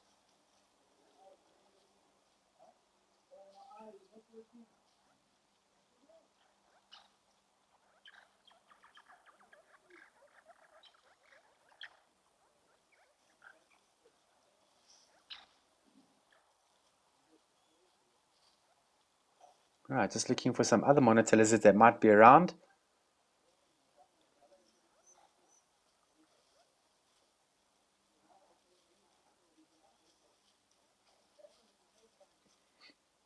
Okay, nice red-billed buffalo weaver nest there. You can hear them chirping every now and then.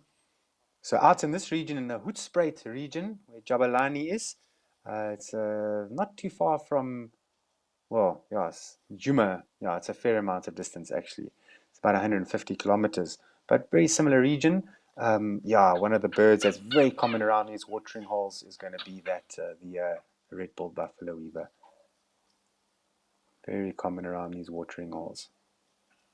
Okay, a little crevice inside there. I wonder if the water monitor goes in there every now and then. You see all these little holes there in this tree trunk.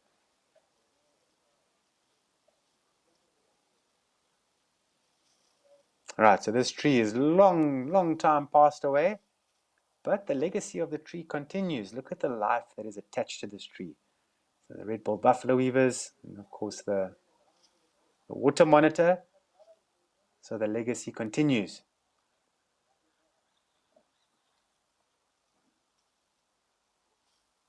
Moonbeam Smith. Right, so it's a good question. So water monitors from region to region, you might find that there's a slight difference in coloration. Nothing too major. So you might find that from region to region, but they can't transfer pigments. So they can't change color on a whim, like chameleons or octopus or anything like that. No, they can't do that. They can't transfer pigments. But definitely from region to region, there might be slightly different in unobvious ways. Yeah.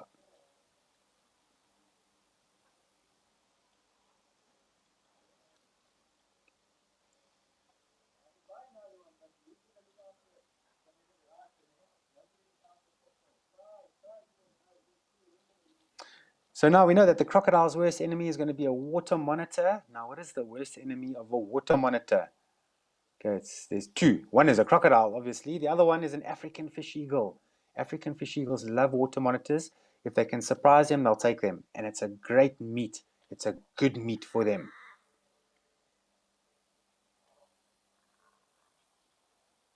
So any reptile, the meat is it's very rich. So yeah, a lot of raptors will go for water monitor, not just the African fish eagle, but African fish eagle. They spend a lot of time by waters and rivers and things like that. So they usually find water monitors, and therefore the fish eagles will make the most of the water monitors. Now, when we think of the African fish eagle, we think, hey, it eats fish. So majority of their diet is actually mammals, believe it or not, but they specialize in fish.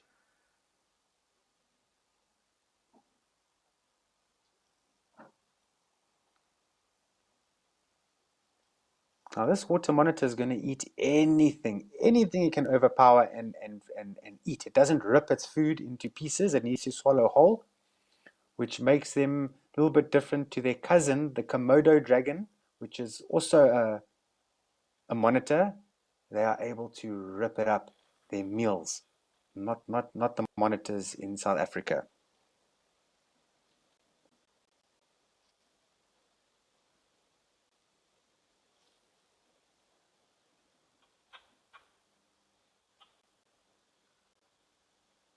All right, grey go-away bird, also having a bit of a chirp in the back.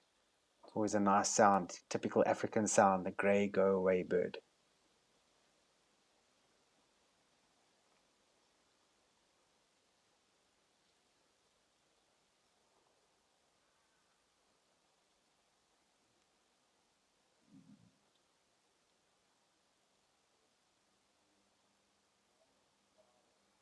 Right, looks like that monitor lizard is going into a hole. So obviously it lives in that broken branch that has got a natural cavity in now. And it's an ideal little hole for a house for a water monitor. Just its tail sticking out. Almost looks like a rhino with the horn upside down.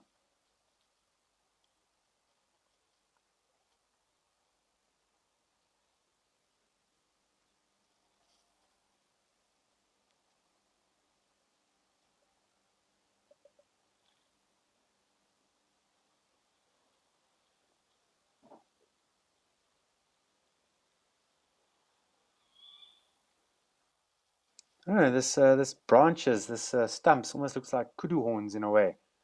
But let's scan about here. Let's see what else could be hiding or sitting in obvious sight.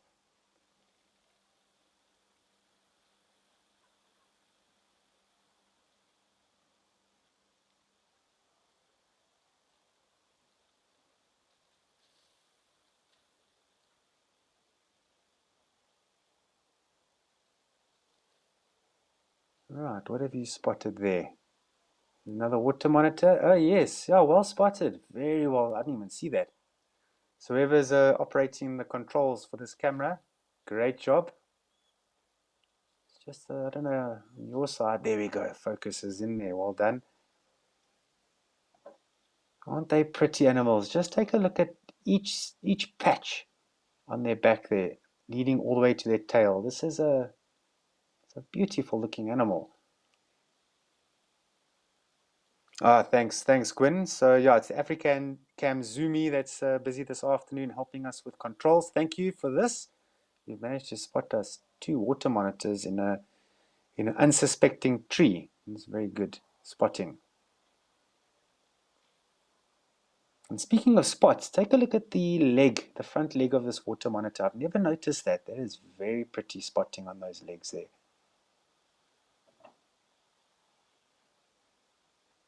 Very long digits with very sharp nails. I mean, it's crazy to think of some of the surfaces that they're able to cling onto. But the reptile that's able to walk on almost any surface, you all know is the gecko. There is one surface that they cannot walk on. Right, so we have about 10 minutes left. We'll leave the floor open to anybody who wants to guess which surface is a gecko not able to walk on.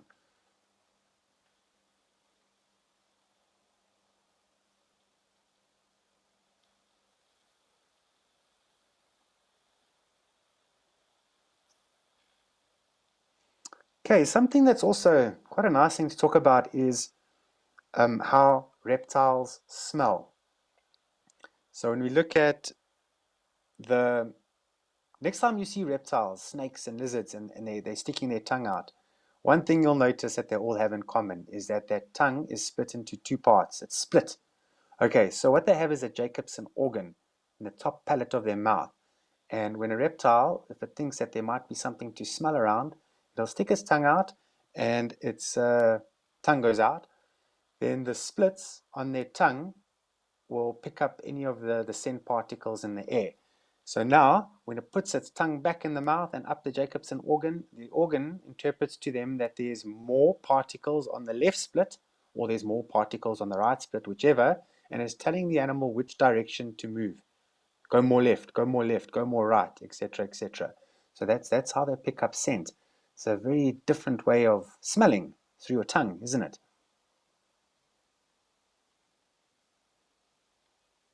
Ellie Lover, thanks for that. Welcome back. It's good to hear from you, and it's good to get that welcome back from you. Thanks. Yeah, I'm going to be with you for the next 3 days. Today, tomorrow, the next day.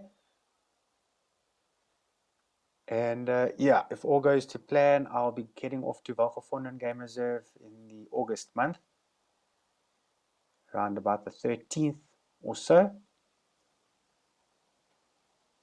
And then after that, and wait for this, in September, I'm going to be heading to Juma if all goes to plan. So you're going to be seeing me at Juma sometime.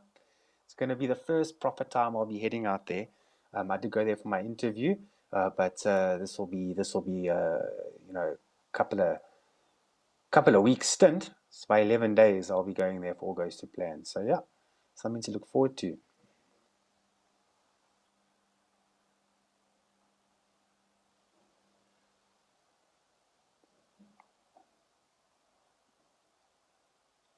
Right, so I posed the question earlier on. We're looking at reptiles, and yeah, a good portion of the experience this afternoon, we have looked at reptiles, which is nice. It's nice to look at different things sometimes as well.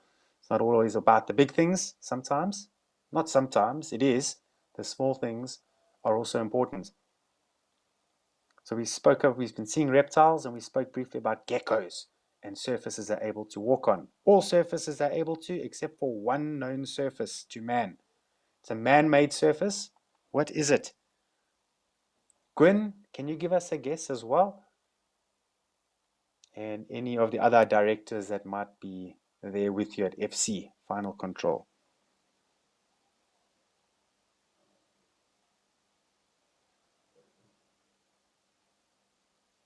Hey, look at this guy going into that crevice. Is this also a monitor, or is this a snake? Oh no, it's a monitor. Okay, there's two monitors in there.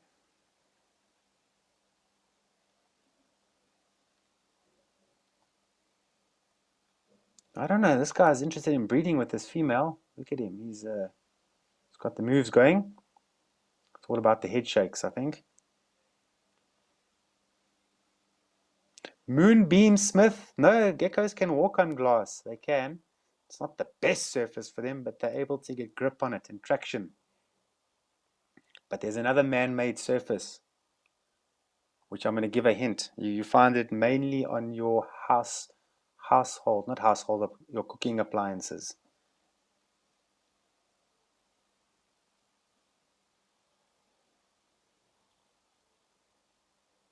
Right, we're going to wait for a few answers. We're going to leave these two monitor lizards in a bit of privacy.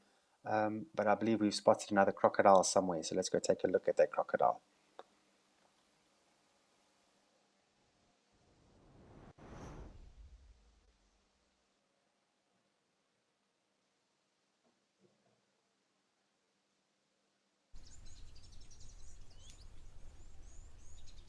All right, same place. Gwen, is this the same crocodile? Or is this a different crocodile?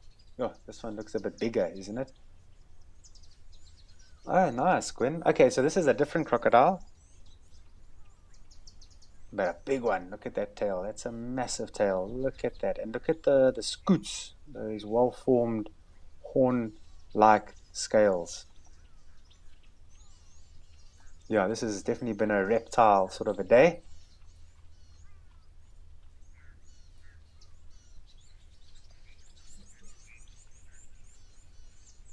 Okay, Donna Marie, I think geckos can walk on asphalt. It's not ideal either because asphalt gets extremely hot. So it's not good for a gecko, but they can walk and they can get grip on it.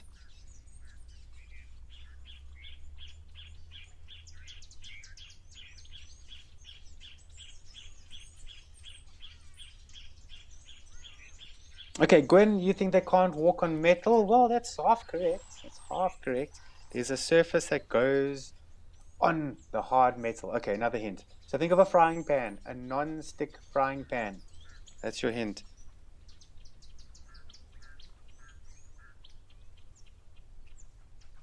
Not rubber, Gwen. Good try there. All right, Erica, old no, thank you. It's been an interesting afternoon. I've enjoyed my time being with you. I look forward to coming again tomorrow, and you must have a great weekend. And by the way, geckos can walk on gravel. Erica, they can walk on gravel. All right, this crocodile's walking in the water. Look at that. That is such a nice sized crocodile. Wow. The Egyptian goose just taking a look, hoping for the best.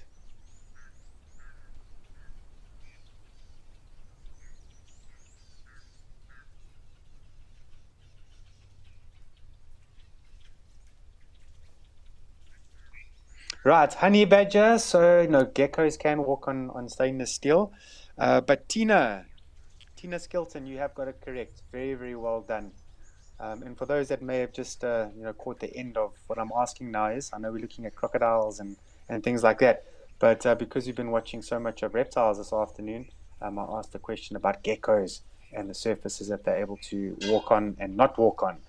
So all surfaces they're able to walk on. One surface that they cannot walk on is a man-made surface, which you find on your cooking appliances. Non-stick surface is known as Teflon. All right, Teflon. Geckos cannot walk on Teflon. It's the only known surface that geckos cannot get grip on.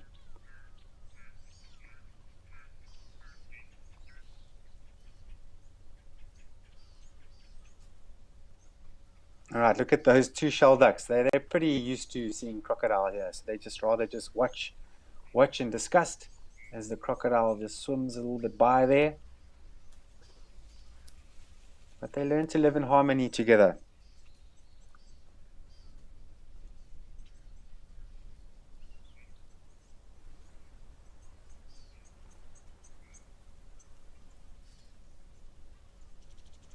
All right, there's another crocodile just further right.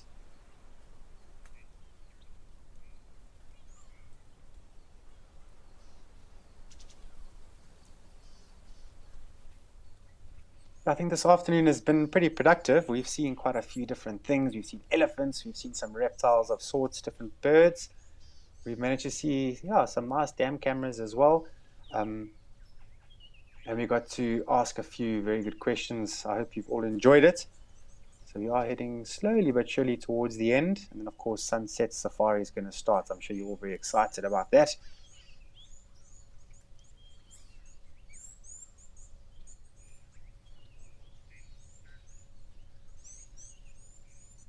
Amazing. That one crocodile's on that angle of land there. They don't mind as long as they're warm. Right, ladies and gentlemen, yeah, it's been fantastic being with you for the last couple of hours. As I mentioned, I'm going to be with you tomorrow as well, so I'm really looking forward to that. And I'll give today a think as to what we can dive into tomorrow. It'll be nice to have a topic going for the duration of live at the waterhole tomorrow. So let me give that a think, and yeah, give it a think yourselves as well. If there's any topics that you want to dive into, please, by all means, it's always welcome. We are heading towards the end, and while we are heading towards the end, you can just watch that crocodile just launch itself out the body.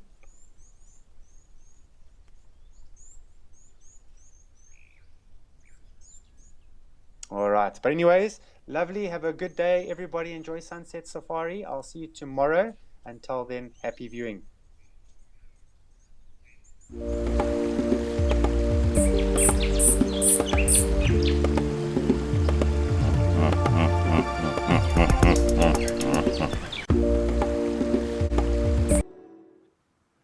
Good afternoon, everyone, and welcome to a warm but very windy Djuma private game reserve this afternoon. You are in the tent with me, and Albertus is behind the